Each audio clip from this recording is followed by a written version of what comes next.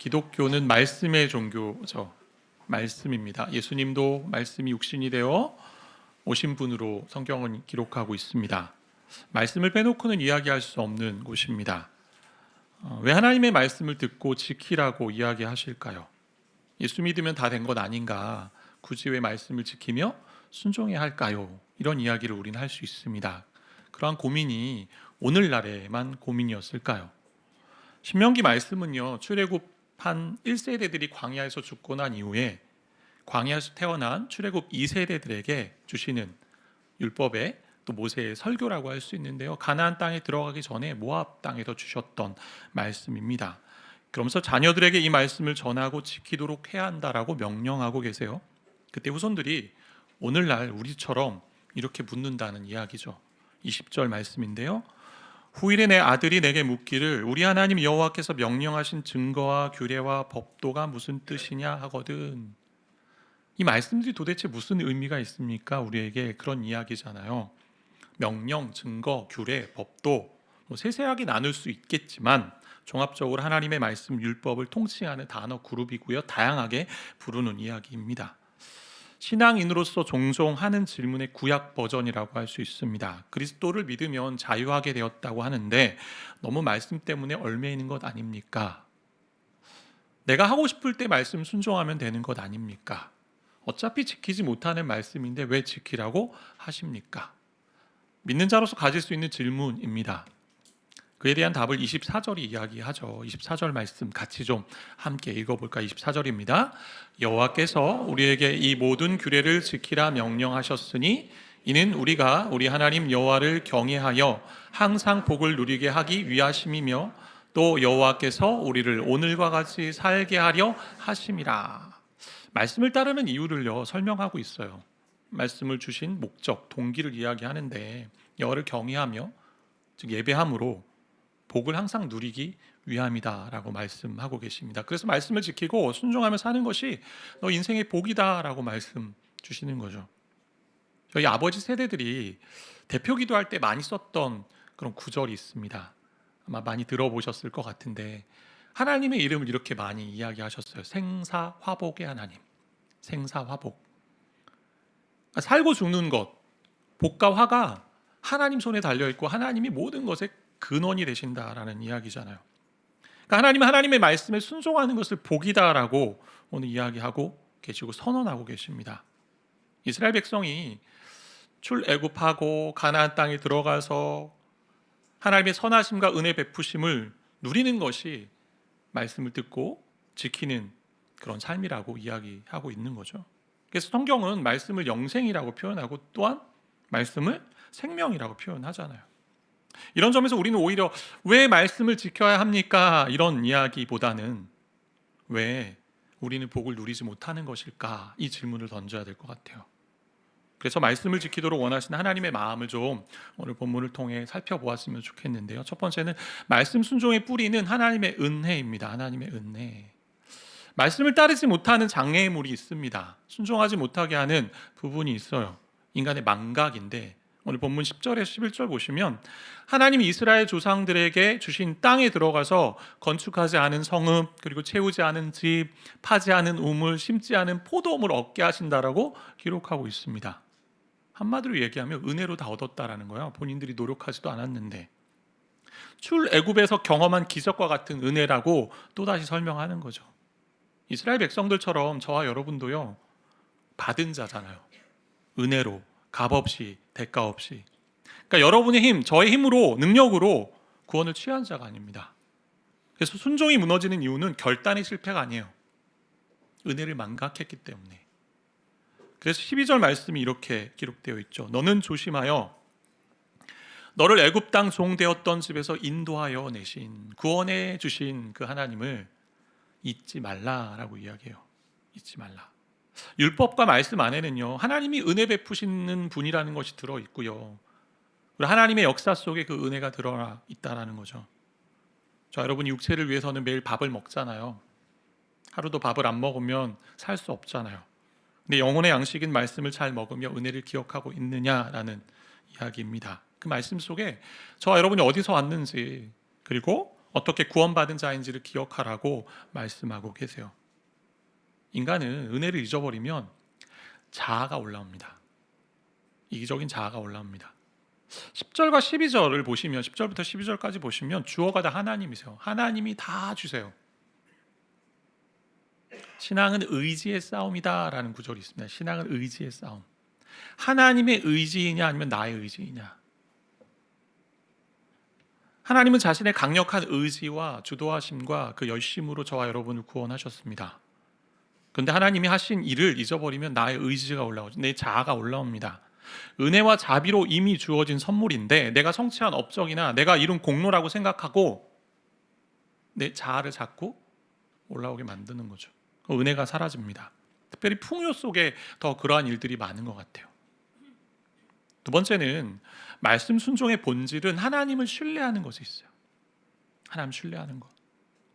하나님의 말씀에 따라하는 것은요, 하나님이 어떠한 분이신지 아는 것과 관련이 되어 있습니다. 이스라엘이 가나안에 들어가면 조심해야 할 이야기를 하나님이 이렇게 선언하고 계세요. 14절 15절 말씀인데, 자, 다른 신들, 내 사면에 있는 백성의 신들 따르지 말라, 우상 섬기지 말라는 이야기고, 15절 너희 중에 계신 너희 하나님 여호와는 어떤 하나님? 질투하신 하나님. 성경에 이런 말씀이 기록될 수 있을까? 그리고 하나님 이렇게 묘사할 수 있을까? 불편한 지점을 가질 수도 있어요. 너희 하나님 여호와께서 내게 진노하사 너를 지면에서 멸절시키실까 두려워하노라. 왜 하나님 질투하세요? 왜 독점적인 사랑을 원하세요? 인생은 다른 신을 섬기기 쉬운, 다시 말해 다른 신을 너무나 사랑하고 예배하기 쉬운 존재이기 때문에, 지난번에 말씀드렸던 것처럼 인간의 창조 목적이 하나님을 경외하고 예배함이기 때문에, 그렇게 하나님을 경외하고 예배하지 않으면 다른 신을 섬기고 다른 것을 섬길 때 결국 그 우상들과 같은 존재가 되고 멸망하는 존재가 되기 때문에 중간지대는 없잖아요. 그래서 하나님보다 더 신뢰하고 의지하는 마음속에 있는 것들이 우상 아닙니까? 물질과 권력과 명예의 대표적인 것들이고요. 그것 때문에 아둥바둥하고 싸우는 거잖아요. 그 안에 깔려있는 인정 욕구, 안정을 위한 것, 편안을 위한 것, 통제하고자 하는 것. 자녀들 통제할 때가 많잖아요. 뭔가 자꾸 통제하죠, 사람들이. 힘 같은 내면적 우상들이 있습니다. 근데 그 우상을 섬길 때 우상은 반드시 저와 여러분을 배신해요. 이 말씀을 좀 잊지 않으셨으면 좋겠어요. 풍요의 신이라 해도 인생의 앞날을 절대 책임지지 못합니다. 만들어진 신이기 때문에. 지금은 이제 강원도 속초나 이런 동해안을 갈 때 양양고속도로가 생겨서 가는 길이 훨씬 빠르고 수월해졌잖아요. 근데 제가 군 생활할 때만 해도, 제가 군 생활을 강원도 양구에서 했는데, 어딘지 아세요? 양구? 원통, 인제 뭐 그쪽인데, 인제 가면 언제 오나, 원통 하면 원통에서 못 살겠네 하면서 양구는 입이 두 개여도 뭐 할 말이 없다, 뭐 이런 곳이 양구였는데, 군 생활 할 때만 해도 이 동해안을 가려면 고불고불한 이 미시령, 한계령을 통과해야 했어요. 지금 뭐 터널도 뚫리고 했지만, 한계령을 넘을 때 이제 한계령 휴게소가 있거든요. 휴게소 전망이 너무 좋잖아요. 바다가 보이고 쭉 뚫려 있는. 근데 휴게소에서 잠시 이제 쉬면서 풍경을 보고 쉬어가는 경우가 많이 있었는데, 휴게소 들어갔는데 여러 나무 조각 물건들이 많이 파는 거죠. 근데 올빼미, 부엉이 모형을 다양한 크기로 진열해 놓은 것이 있습니다. 뭐 작은 것부터 큰 것까지. 제가 무엇인가에서 가보았더니 앞에 이런 글귀가 쓰여 있었어요. 부엉이는 밤에도 활동하기에 물질이 나가는 것을 막아준다. 부엉이는 방에도 활동하기에 물질이 나가는 것을 막아준다. 작년 여름에 20년 만에 제가 이렇게 그곳을 지나갈 일이 있어서 휴게소를 들어갔는데, 그때나 지금이나 똑같더라고요. 앞서 이야기한 동일한 문구가 또 있는 걸 보고서 제가 깜짝 놀랐는데, 가끔요 음식점에 가면 부엉이들 달려있는 경우 있습니다. 올빼미 형상들 그 계산하는 그 앞구에 데스크에 있습니다. 말도 안 되는 믿음을 가지고 사는 거잖아요. 우주선을 보내면서 고사를 지내고요, 사업을 시작하면서 점을 봅니다. 무엇인가 해줄 수 없는 우상을 버리고 나만 바라보라고, 이것이 여호와를 경외하는 것이고 섬기는 것이라고 우리 하나님 말씀하고 계시는 거예요. 우리 질투하는 하나님이라는 이 표현에서 하나님의 그 애끓는 마음을 봐야 된다는 거죠. 마땅히 하나님이 받아야 할 영광을 다른 곳에 돌리면 너희가 아무것도 없어, 멸망밖에 없어, 그 이야기입니다. 왜냐하면 하나님이 영광을 받으실 때 그 영광을 우리에게 나누어 주시고 공유해 주시고 은혜로 더 부어 주시는 하나님이시기 때문에. 근데 우상은 그렇지 않아요. 그렇게 할 수 없는 인간이 만든 허상이기 때문에. 보통 어머니들이 자녀들이 하는 이야기 있잖아요. 순종하지 않으면 큰일 난다는 이런 여러 다양한 버전들이 있죠. 그렇게 뛰면 넘어져 머리 깨진다. 마치 머리 깨지기를 바란다라는 표현처럼 들리는데 그게 아니잖아요. 뛰지 말라라는 이야기고. 그렇게 살면 나중에 어떻게 해요? 저희 때는 그런 얘기 많이 했습니다. 그렇게 너 공부 안 하고 나중에 살면 어떻게 돼요? 빌어먹고 살 거야. 뭐 이런 얘기 했잖아요. 힘들게 산다. 왜 이렇게 말합니까? 제발 불순종하지 말라라는 강한 표현이잖아요. 왜냐하면 순종하지 않으면 벌어지는 결과가 있기 때문에 다 경험해 봤고 또 많은 사람들의 경험을 통해서 알았기 때문에, 그리고 성경 안에 많이 있잖아요. 하나님이 진노하신다라고 되어 있고 멸하신다라고 되어 있습니다. 하나님 죄악을 그냥 두시지 않으시는 거룩하신 하나님이세요. 그래서 죄된 인생을 아까운데 내버려 두실 뿐만 아니라 반드시 하나님은 그것을 심판하십니다. 하나님 멀리하면 인생은 멸망이에요. 폐허입니다. 폐허. 영원한 폐허입니다. 이스라엘 역사가 그런 것을 잘 보여주고 있습니다.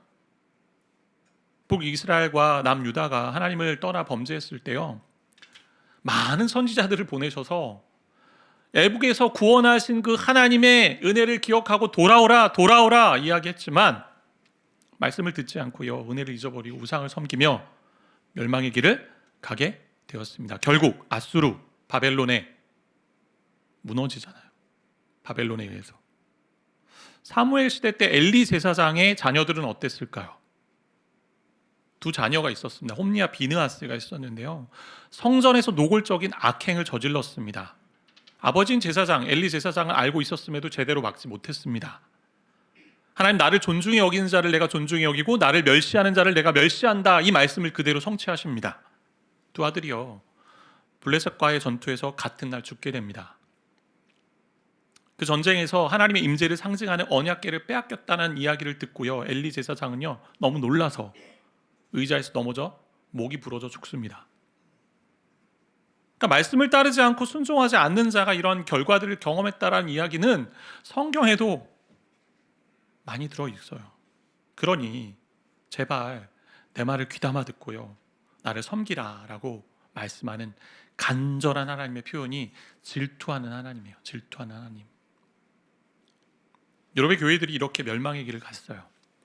유럽의 교회들은 이제 한 3세대를 지나가는 교회인데 1세대들이요 복음을 위해 모든 것을 버리고요 순종하며 희생했습니다. 그러니 교회의 부흥도 있었고요, 사회적인 변화도 많이 경험했습니다.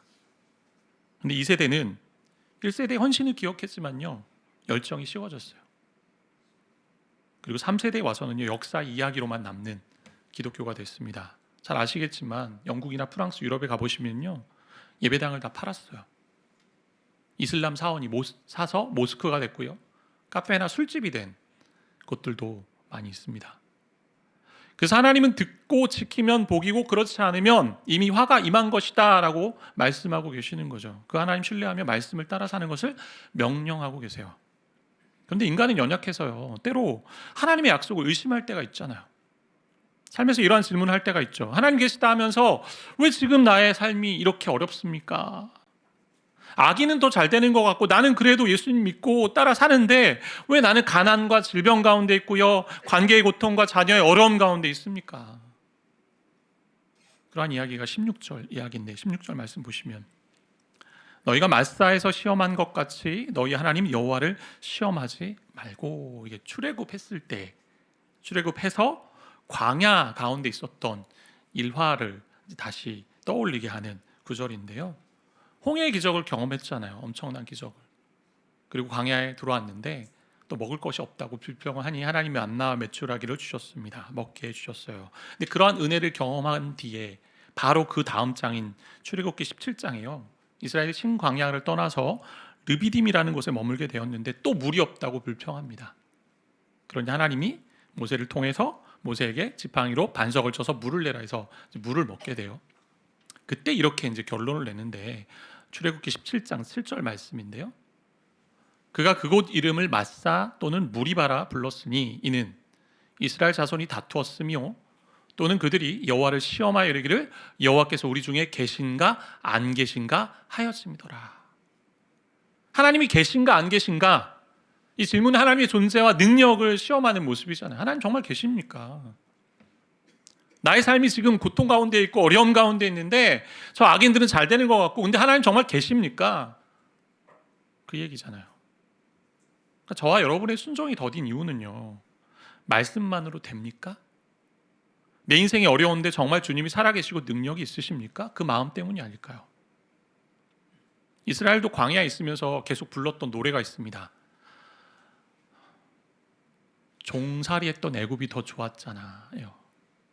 종살이했던 애굽에 있었으면 우리가 먹을 것이 있었는데, 물을 먹었는데, 이 광야에서 죽지 않았을 것 같은데, 하나님이 어떤 분이신지 알 때 우리는 순종하게 됩니다.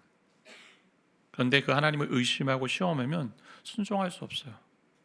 성경은 말씀하죠. 순종하는 자에게 하나님 복 주신다. 너무나 순종을 안 하니까 그렇게 이야기하는 거예요. 순종을 잘 못하니 상벌 얘기하는 거예요. 제발 좀 순종 좀 해라. 어려운 인생의 길을 걷잖아요. 고난의 터널을 지나기도 합니다. 영혼의 어두운 밤을 만나기도 합니다. 그때 하나님 왜 약속을 안 지키십니까? 저에게 복을 주신다고 하셨는데, 그런 질문과 함께 사탄은 유혹할 것입니다. 거봐, 안 되잖아. 너 예수 믿고 사는데 안 되잖아. 선하신 하나님 어디 계셔? 능력이 어디 계셔? 그분이 능력의 하나님이신가? 그분의 말씀대로 순종해도 별 수 없잖아. 근데 하나님이 이렇게 말씀하세요. 17절 말씀인데, 너희 하나님 여호와께서 너희에게 명하신 명령과 증거와 규례를 삼가 철저하게 지키며, 18절, 여호와께서 보시기에 정직하고 선량한 일을 행하라. 정직하고 선량한 일이란 얘기는 여호와의 말씀을 따르는, 순종하는 일을 잘하면, 그리하면 내가 복을 받고 그 땅에 들어가서 여호와께서 모든 대적을 내 앞에서 쫓아내시겠다고 내 조상들에게 맹세하신 아름다운 땅을 차지하리니 여호와의 말씀과 같으니라. 순종하면 하나님 대적도 쫓아내 주시고 아름다운 땅도 차지하며 번성하게 하신다, 다 책임지신다라는 하나님의 말씀입니다. 그러면서 반복하는 개념이 13절 말씀인데 오늘 13절 말씀 같이 읽겠습니다. 네, 하나님 여호와를 경외하며, 네, 경외하며 섬기며 맹세하는, 하나님만이 최고의 권위가 있기 때문에 그분의 이름으로 맹세합니다. 그분만 예배의 대상이기 때문에 경외하고요, 순종합니다. 섬깁니다. 잘 아시겠지만 섬기면요, 그것의 통제를 받게 되어 있어요. 지배를 받잖아요. 저 여러분이 우상을 섬기면 우상의 지배를 받습니다. 예를 들어 우리 돈을 섬기면 돈의 지배를 받습니다. 요즘 동영상을 섬기는 분들 많이 계시잖아요. 동영상의 지배를 받아요. 자꾸 그 내용들이 가짜인데 진짜인 것처럼 들어오고요, 그게 전부 다인 것처럼, 내 인생의 전부 다인 것처럼 생각합니다. 나 자신이 너무나 소중하다고 여기는 분은 나 자신의 지배를 받는 거예요. 내가 제일 소중하니까 희생도 섬김도 안 합니다. 내가 손해보는 거 싫습니다. 이 정도만 하자. 굳이 내가 이렇게 해야 되나? 이러한 마음으로 자손들에게 말씀을 가르쳐야 된다라고 오늘 이야기하고 있는 거예요. 근데 이 말씀에 저 여러분 이렇게 생각할 수 있을 것 같아요. 말씀을 지키지 않으면 당장 화가 임할까? 어떻게 생각하세요? 말씀을 지키지 않으면 당장 화가 임할까? 하나님의 말씀을 잘 들여다보세요. 하나님이 심판하겠다라는 그 이야기 속에는 어떤 마음이 담겨 있냐면, 그런 악에 그냥 내버려 두겠다라는 마음이 담겨 있고요, 로마서 1장에서처럼 악한 행동을 하는 그 사람들이 그냥 내버려 두면 악의 길로 그냥 가는 겁니다. 멸망의 길로 알아서 갑니다. 동시에 하나님을 멀리하는 것 자체가, 말씀을 멀리하고 제멋대로 사는 모습 자체가 영과 육을 파괴하는 길이라는 것을 알아야 된다, 그 얘기예요. 이미 저와 여러분은 알고 있어요. 그렇게 제멋대로 사는 사람들이 결국이 어떤지를 다 알잖아요. 대부분 중독자들이 그런 모습들이잖아요. 자기 쾌락에 빠진 사람들의 모습들. 저 여러분에게 주신 하나님의 말씀은 저 여러분의 생명을 위한 말씀이에요. 살아가게 하는 말씀이에요. 하나님 말씀하신 대로 살아야 복을 누립니다. 하나님이 약속하신 은혜와 복이 많이 기록되어 있죠, 성경 안에. 또한 우리를 하나님의 영광의 자리까지 올려놓으시는 복이 있습니다. 내 수준까지 너희를 만들어낼 거야. 그래서 우리가 말씀을 지키는 것 같지만 하나님의 말씀이 저와 여러분을 지키잖아요. 복의 자리까지 인도하시는 것이 우리 하나님의 말씀이잖아요. 단순히 이 말씀은요, 지키면 복을 받고요, 지키지 않으면 벌 준다, 이런 차원의 말씀 아니에요. 상벌을 얘기하는 차원의 말씀이 아니에요. 말씀대로 사는 것이 인생의 기본 원리이고 생명이고 살 길이니, 복과 화라는 개념, 이미지를 상징적으로 보여주시면서 역사 속에 나타난 그것들을 통해서 강력하게 촉구하는 하나님의 마음이에요. 마음. 이 말씀을 저에게도 들려주는 얘기예요. 저에게도. 성경에 이렇게 명령을 지키는 것을 오늘 마지막 절에 이렇게 이야기하자. 우리의 의로움이다라고 말씀하셔서 착각하기 쉽잖아요. 아니, 우리가 순종해서 의로움을 받느냐? 이게 아니에요. 이미 하나님과 바른 관계, 의의 관계에 있었던 백성이 순종함으로 그 관계를 유지하며 복을 누리는, 하나님이 주시는 그 복을 누리는 삶을 살아가게 된다, 그 이야기입니다. 왜냐하면 영원한 의로움은 예수님밖에 없기 때문에, 우리의 의로움은. 그러면서 이런 생각하게 되잖아요. 저와 여러분을 볼 때 이런 생각할 수 있잖아요. 그래도 정말 말씀 따라 사는 것이 너무 어렵지 않습니까? 맞습니다. 어렵습니다.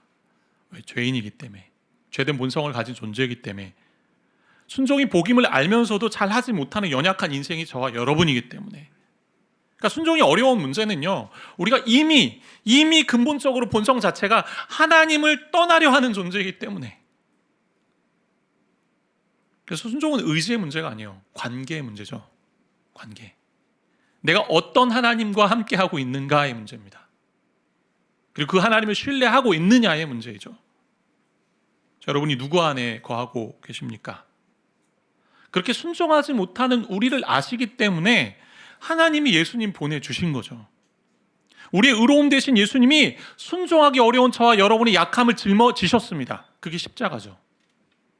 예수님 십자가 안에서 모든 순종의 동력을 우리에게 제공해 주셨어요. 그러니까 하나님을 의심하고 신뢰하지 못한, 그래서 불신과 불순종에 빠진 이스라엘이 실패한 시험을 그분이 통과하십니다.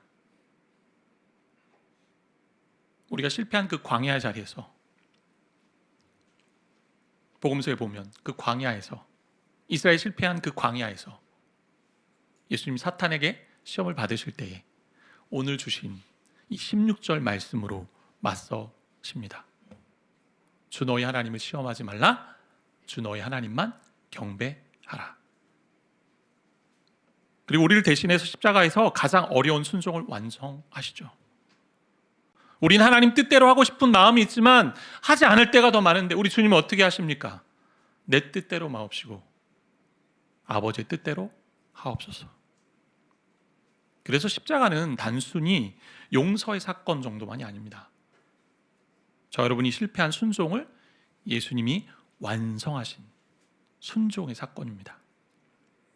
그러게 우리가 십자가를 바라볼 때 오늘 본문이 요구한 모든 것이 십자가 안에서 다 해결됩니다. 십자가 안에서 은혜의 기억이 살아나고요, 십자가 안에서 자발적으로 순종하게 되고요. 왜냐하면 은혜를 기억하기 때문에 받은 것이 너무 커서 자연스럽게 그 길을 갑니다.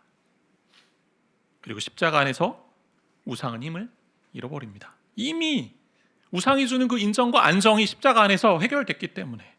그리고 하나님의 능력을 바라보죠. 우리 안에 하나님이 계신가 안 계신가 라는 이 질문이요, 십자가가 답을 주죠. 하나님은 너희와 항상 함께 계신다. 그런데 이것을 알아도 여전히 순종하면서 하는 것이 어려운 인생이 저와 여러분이잖아요. 그래서 말씀만, 십자가만 주시지 않았어요. 우리가 요한복음으로 계속 말씀 묵상하고 있는데 그 안에서 살아갈 수 있도록 성령을 주셨습니다. 성령은 요한복음 14장의 말씀에 보면 예수님이 하신 모든 가르침을 기억나게 하신다, 예수께로 인도한다라고 되어 있어요. 그러니까 성령이 십자가의 은혜를 날마다 끊임없이 기억나게 하시는 거예요. 그래서 하나님 안에서 저와 여러분이 기뻐하며 순종하도록 내면에서 역사하시고요, 마음에서부터 의지를 움직이시는 동력이 성령이세요. 순종의 갈망을 주시고요, 우리를 살아가게 하십니다. 그래서 저와 여러분이 순종하지 못할 때 예수님께 나아가야죠. 나의 불신과 불순종의 약함을 내려놓고 십자가 앞에 서야 돼요. 순종하지 못한 이유는 저와 여러분의 의지가 약해서가 아니에요.